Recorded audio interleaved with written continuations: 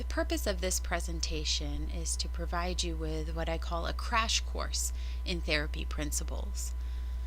Now, a lot of these therapy principles we discuss in my graduate program and my graduate courses, but I want to provide you with some kind of framework to get you thinking, because you are jumping right in there and working with students right away. So in this presentation, we're going to talk about why this is important to consider. We're going to begin with the end in mind and discuss what that means, talk about the essential characteristics of successful therapy, and I'm going to pose some questions that I want you to ask yourself as you're working as an SLPA intern. So why do I think we need this little presentation? Well, first, you start in your practicum right away. Yes, you have a lot of knowledge from your coursework, but it is a whole different ballgame when you're actually out there and being asked to provide intervention for students. Also, you need to know about the scope of practice and ethics first. So you'll notice in the syllabus your readings and everything has to do with this first, because I want you to be aware of what you are allowed to be doing in your practicum experience and what you are not, and what professional ethics mean. And also, if you're able to come back to the basics and allow yourself to reflect now and also later in your career as an SLPA or eventually an SLP, you can really work with anyone. There are just some foundations to providing quality therapy that will help you no matter what you end up doing clinically. Okay, so let's talk about what I mean by beginning with the end in mind. So this comes out of education, and it's a principle you may have heard before, but if we start with what we hope for our students, that can really help us bridge those longer term goals with what we're doing right now. Now look at this. The goal of intervention is to make itself obsolete. So what does this mean to you? What do you think? I suggest pausing right now and reflecting on that. But what it means to me is that you only have an opportunity to work with your students for a short amount of time. No student wants to be in therapy forever. We don't want any lifers, is what we call them. So we have to start at the very beginning, thinking about how we're going to fade our prompting, how we're going to prepare this student to be independent. If we think about that and have that in our mind, our long-term goal is for them to be independent, that can really change everything in terms of what we're doing today. So if we think long-term, I want you to consider if you buy into these ideas. For your students, is independence the ultimate goal? Is improving their engagement and their ability to successfully engage with their peers and people in their lives, is that the goal? Is building their confidence the goal? So if you have that in your mind, then what does it mean to meet an objective? So you might have an objective that says this student will provide or will, I don't know, say their R's in initial position of single words with 80% accuracy over 3 consecutive sessions. So if they meet that objective, is that a stair step to independence, confidence, engagement, those kinds of things? Or do you need to think about how you're going to fade your prompting so that they're independent at the word level, and then you can build on that? So how do you facilitate independence, engagement, and confidence. So to facilitate independence, you have to fade prompting and you have to consider generalization. Because again, and I see this all the time. A lot of times when I'm working with a client, they do really great in my therapy room just with me. And as soon as we walk out that door, everything is out the window. So how can you start thinking about generalization right now? Okay, so consider that. If we want to facilitate engagement, it starts with you building a relationship with your student. Because if you don't have a relationship, it's hard to get anywhere. You also have to think about the context of therapy. Are we doing things so much in isolation around social that the impact to their lives in terms of their improved engagement is just not going to happen? Okay? And then confidence.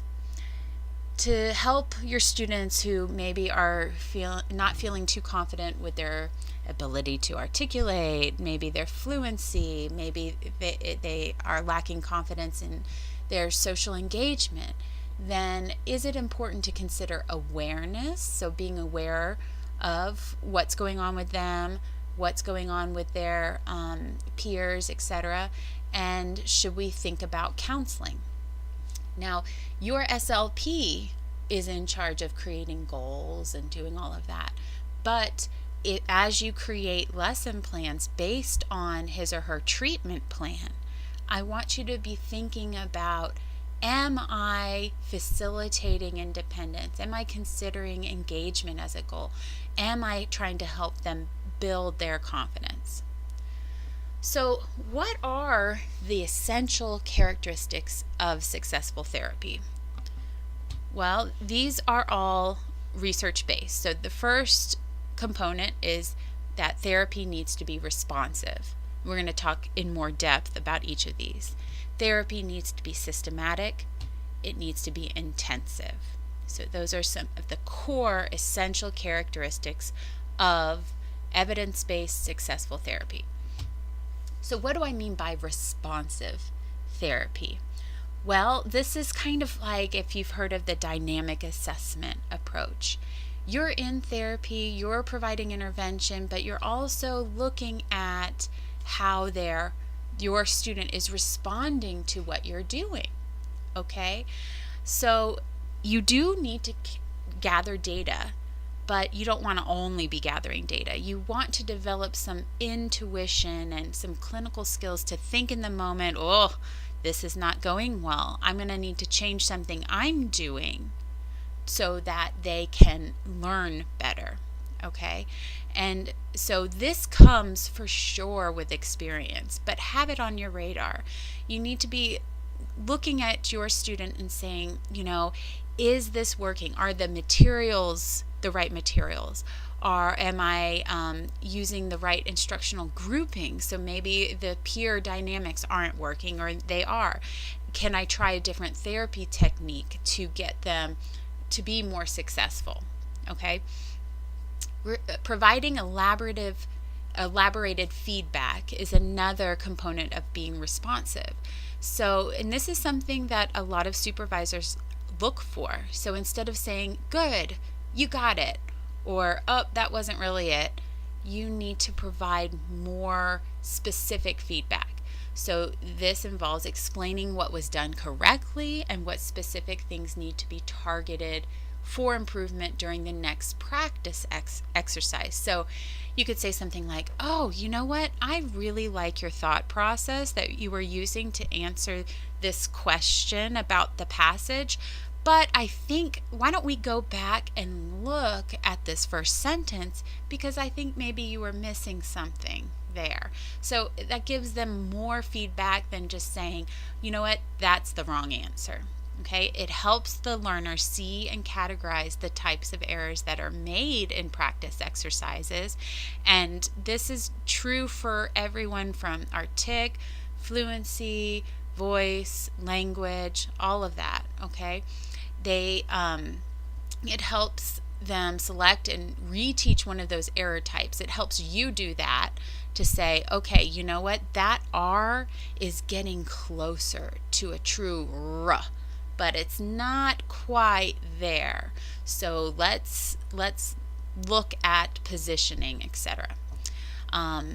And then if you give more specific feedback, you can ask your student, okay, so what did I just say? What do I want you to target on for this next trial?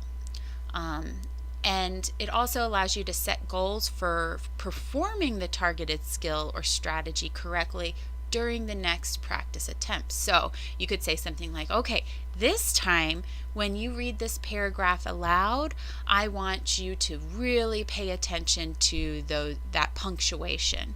And I think that will help you make more sense of what you're reading, just for example.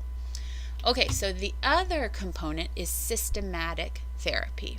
Okay, everybody likes predictable structure, but life is not predictable either. But that doesn't mean that you shouldn't be really thoughtful in how you're structuring your therapy. Okay, so chunking your therapy into smaller segments is important. So if you have a goal, let's say you have a goal for improving the ability to follow oral directions, what would a child need to be able to do? What are those underpinnings of following directions?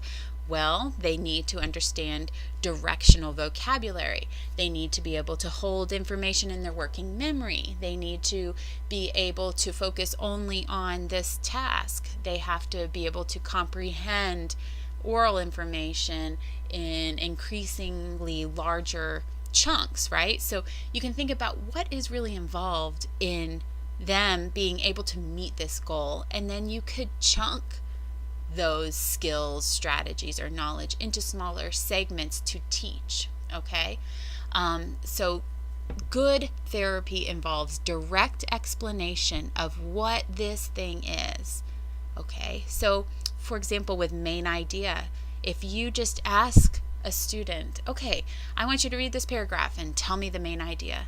Some students might not really know what the heck a main idea is. They might have heard of it, but they're not quite sure. And so you need to explain in language they can understand what you mean by a main idea. Okay? And that takes some thought and skill on your part. Then it always helps to model what you want your student to do. Okay, that's good practice. And then giving them practice that is less and less supported, so they are more and more independent as you go along. Okay. Connected means that even though you're chunking into smaller segments, you are showing them how this work that you're doing relates to the overall goal and to how you're moving in the direction of meeting that goal. Scaffolding is a big part of it's going to be a big part of your life as an SLPA or an SLP. And typically we get really good at this. And so that it has to do with zone of proximal development. Remember that, Vygotsky, where you're saying, okay, this is where the child's at. This is where I need him to be, a little higher. How am I going to provide support so that I'm pushing them, I'm challenging them enough, but not making it impossible? Okay? So you have to provide a significant amount of support initially, and that can be in the form of modeling, prompting, direct explanations, targeted questions, and then you systematically remove those scaffolds so that they become more and more independent. Remember, independence is our ultimate goal. All right, systematic therapy is also informative. So we want our students of all ages to know what they're doing in therapy. It can be a goal for them to know what they're working on and take some ownership of that. So one thing that I do often in therapy is have students take their own data. have them be thoughtful about, how do you think that went? Was that hard? Was it kind of easy? Should I get a plus or a check mark, or do I need to work on it a little bit? And then you can even have them track that data. But every student that you work with should be able to tell you what they're working on and why. Okay, so intensive therapy, and this is something that really is controlled by your SLP in some ways in terms of scheduling, but you have a lot of control here too. So your SLP should be able to say, okay, this short-term objective or this IEP goal, the idea is this is something that could be met in 1 year. And we also need to think, is this meeting this goal? Is that setting this student up to be able to perform this skill, or show that they have this knowledge or can use this strategy independently across people, across settings, etc. Okay? High engagement is another part of this. So are you maximizing your time with your students?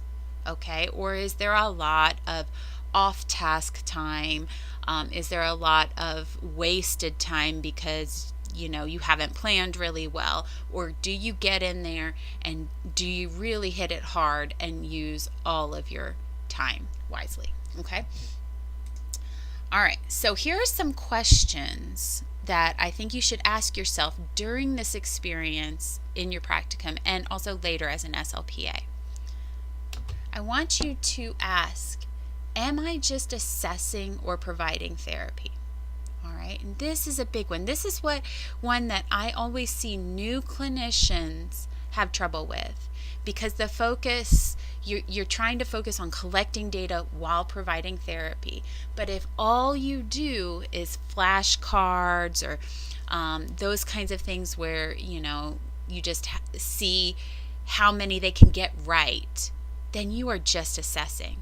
Now, if you teach them how to use the skills they have to figure out a question, if you're teaching them vocabulary in a systematic way, etc., teaching them placement of their articulators, that's providing therapy. Yes, we have to collect data, but we shouldn't be spending the whole time just probing, can you get it right? Can you get it right? Can you get it right? Remember, they have to be aware of what they're working on. They have to take ownership of it. They can collect their own data, but a lot of your therapy time should be therapy. It shouldn't just be assessment. I want you to also think about what you are really targeting. All right. So let's say a common goal that we see all the time is the student will follow two-step oral directions with 80% accuracy, whatever, okay? Right. So it's tempting when you have a goal like that to just ask them a whole bunch of directions, right? Okay, pick up the ball and put it in the bucket. Put the ball under the box. That is sheer assessment. That is only assessment. We want them to realize the importance on focusing on each part of those directions. So what do you need to teach them so that they can demonstrate success? And like I mentioned earlier, maybe they need some vocabulary that they don't have. Okay? So what am I really targeting? Am I targeting their ability to just follow those directions, two-step directions right away? Or do I back up and say, what do they need to be able to show they can do that? Okay. The same thing, this is a hard one, I think, also for pragmatic kind of language targets. Okay. So your ability to know what you're supposed to do in a setting, having that knowledge, is different from your ability to use that knowledge and skill in a real setting. Okay? So you have to consider, is it plausible that me teaching these social norms, etc., will transfer? Am I thinking about the actual skill and what they need in the classroom or with their peers, etc. Okay, and that does bring me to this idea that we need to differentiate among knowledge, skills, and strategies. So with the goals that your students have, I want you to go in and think about, is this goal related to knowledge, skills, or strategy? Okay. So no matter what we're working on as SLPs or SLPAs, there is usually a set of knowledge, skills, and strategies that an individual needs to possess and use to be successful at a given task. Okay, so let's look at this. Knowledge is just the information you have. Skills are the actions or procedures that you are competent in using. So those are more automatic. We want them to become automatic. It's like you have a skill when you drive to school each day. That's a skill, right? There's some knowledge you need to have, like what does a stop sign mean?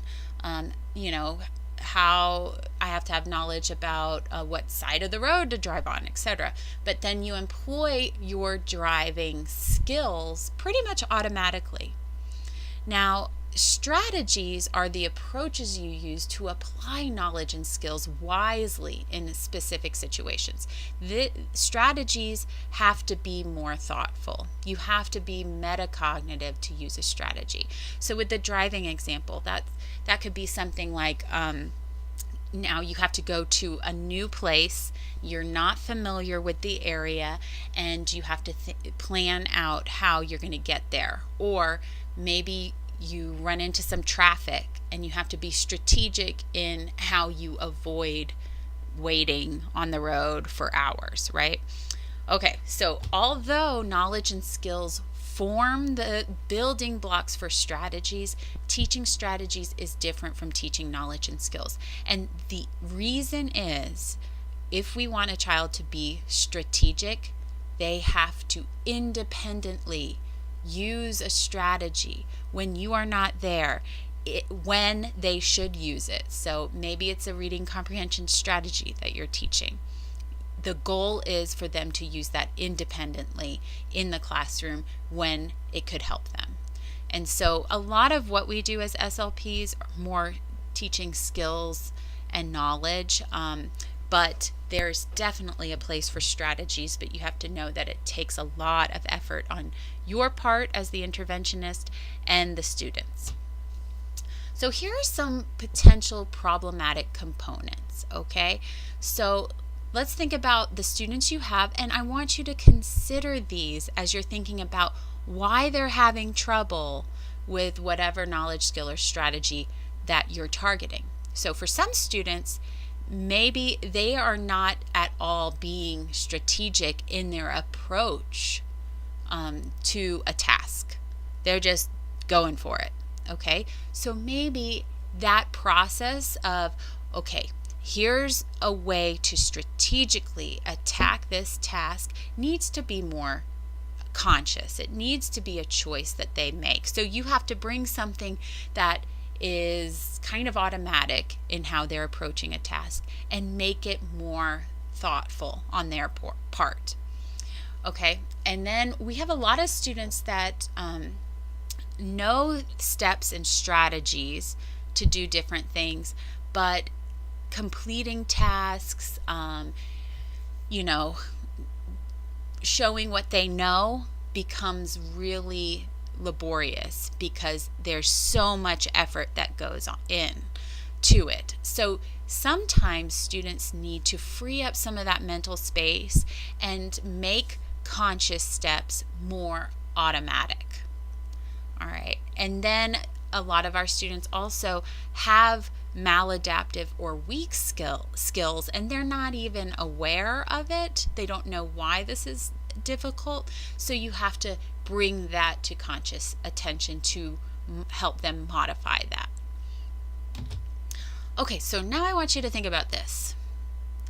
Now, Teresa Ukrainitz, I love her stuff. She talks about contextualized skill intervention, okay? And the whole idea of that is that you use materials that the child is using in the classroom. You use authentic experiences to work on skills. You don't isolate things like flashcard style and then expect it to leave the therapy room. Okay? So, and here's a way to think about it. She says progress within contextualized skill intervention is not achieved through making the task more complex. Let's think about that just real quick. The tendency for new clinicians is to just keep upping the ante, right? Oh, they're answering what questions? No problem. I'm doing these flashcards, and if I ask them a question and I'm prompting a little bit, but they got it pretty much. So I'm going to go up to where, and I'm going to make it more difficult. Instead of doing that, let's just see, can they use that skill, the knowledge and skill, in a more authentic way, and can they do it with less support, more independently? The other piece, it's not about increasing the number of correct responses. We don't want therapy to be assessment. We don't need to just drill them all the time and get more and more correct responses. Instead, progress is determined by the student's degree of independence within the meaningful task, okay? And the degree to which the child adopts and applies the behaviors and strategies that are modeled. When a student owns what you've taught them and then uses that when you are not around, that is progress. That is important. That's what we should shoot for. Okay? So always ask yourself, how likely is it that this learning leaves this therapy room? Okay? And if you're not sure, think about, can your student apply his or her learning to different sets of materials? Or are they only doing well with this book, this passage, these vocabulary words, these pictures, etc.? Can they apply it to different people? Can they apply it to different settings? And also, you're always asking yourself, am I maximizing the time I have with my students? It's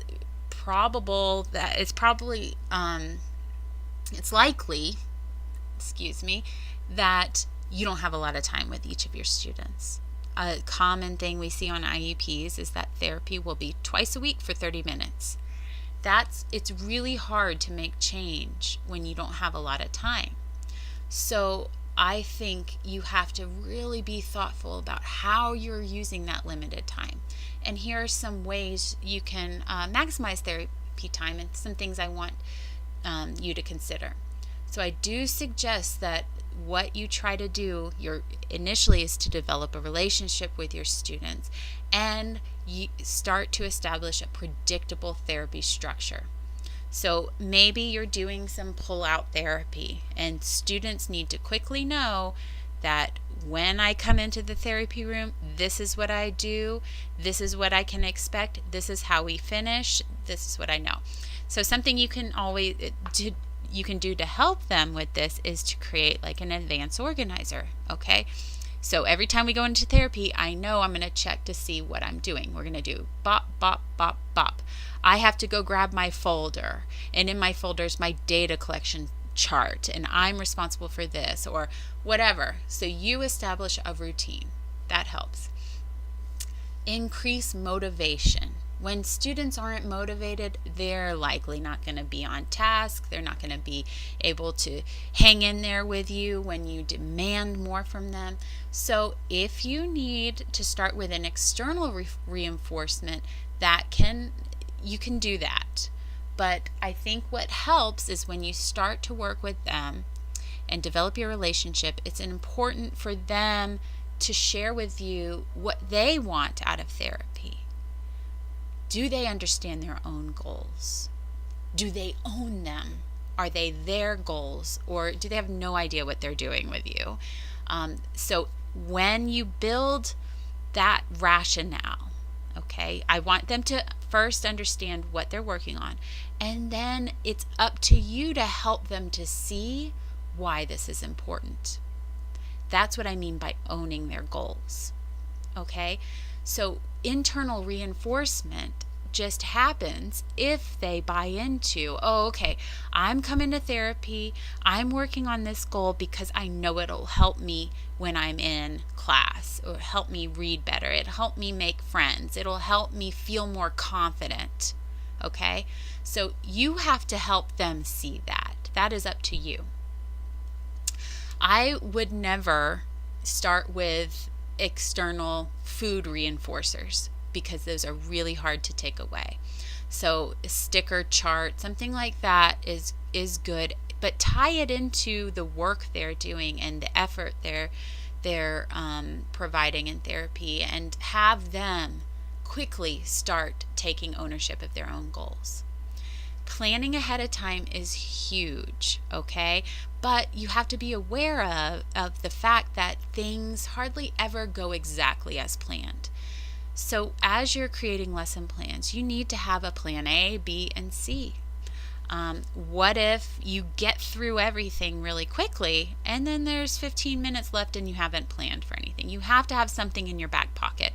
This is something that your supervisor wants to see you be able to do.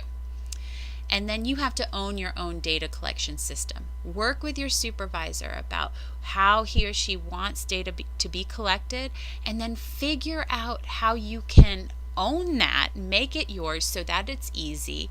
Ask your supervisor how much data they are expecting you to take. Do you need to take data every session with every student, or can you do it every other week, or do one day with this student, one day with that? Does it have to be on each of their goals? So get some direction on that. Okay, so that's the crash course in therapy. Hopefully some of it made sense. I would love you to think about those questions that I posed, and be reflective as you progress this semester. And of course, as always, shoot me an email, come and see me, call me if you have any questions or want to talk about this.